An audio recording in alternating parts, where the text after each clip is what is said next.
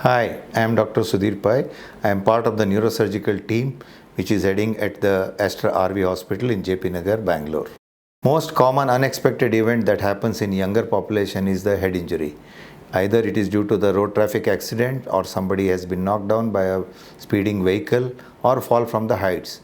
So naturally the parents or the relations of the head injured patient get concerned as to where to go. Ideally, the patient who has head injury, who is unconscious, needs to be taken care of by a neurosurgical team or a place where there is a neurosurgical facility with at least CT scan and a ICU management. Because a head injury could be simple, which patient can recover in a period of about half an hour or so, or it could be serious complication where due to the injury, due to the bleeding in the brain, it could extend into a prolonged suffering of the whole family. So ideally a head injury patient should be seen at a center where there is a neurosurgical facility. But that doesn't mean that in India you will get this kind of ideal situation everywhere. But first and foremost, relatives should see that he reaches a hospital where a proper airway is maintained so that his breathing is not obstructed due to whatever reasons, so that the secondary insult to the brain is prevented. Now, once a patient reaches to a place where there is a facility for CT scan or head injury to be treated by a neurosurgeon, you would see that ideally a CT scan of the brain will be done. This is necessary because to see whether there is any kind of a injury to the brain, whether there is a bleeding in the brain, or whether there is any fracture of the skull or any associated injuries related to the facial skeleton. So usually a CT scan is done, which will involve including the neck, because many of the times along with during the high speed injuries in the two-wheelers or the fall or anything, there could be associated neck injury. So usually whenever we ask for a CT scan, you would see that even the neck is included depending upon the clinical condition.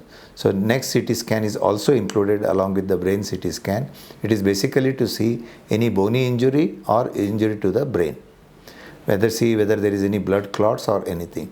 Depending on the thing, a neurosurgeon has to make a decision what kind of a treatment needs to be done.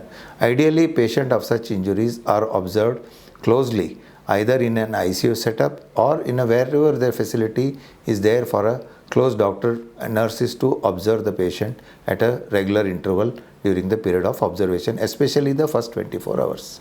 Many times you would see that the head injury patient is unconscious for a prolonged period, and even surgeons would have said that there is nothing much for us to operate.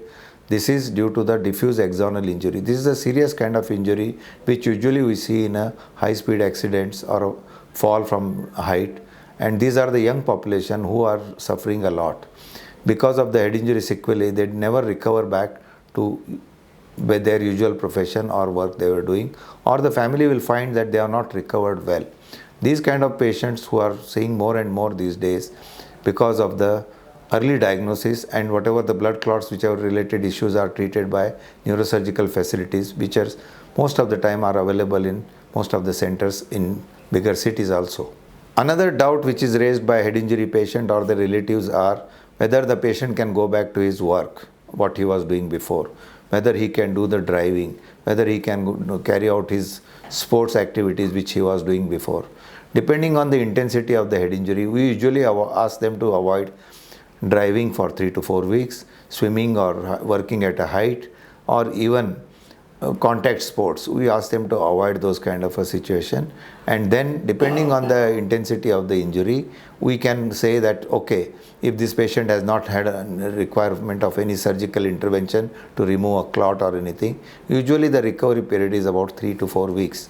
And sometimes these people are given drugs to prevent fits, because there are quite common incidents sometimes you see in a penetrating injury or significant injury to the brain, the incidence of fits are there.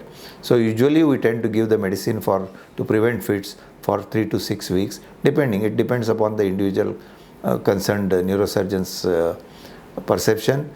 Usually we try to give anywhere between 6 weeks to 6 months.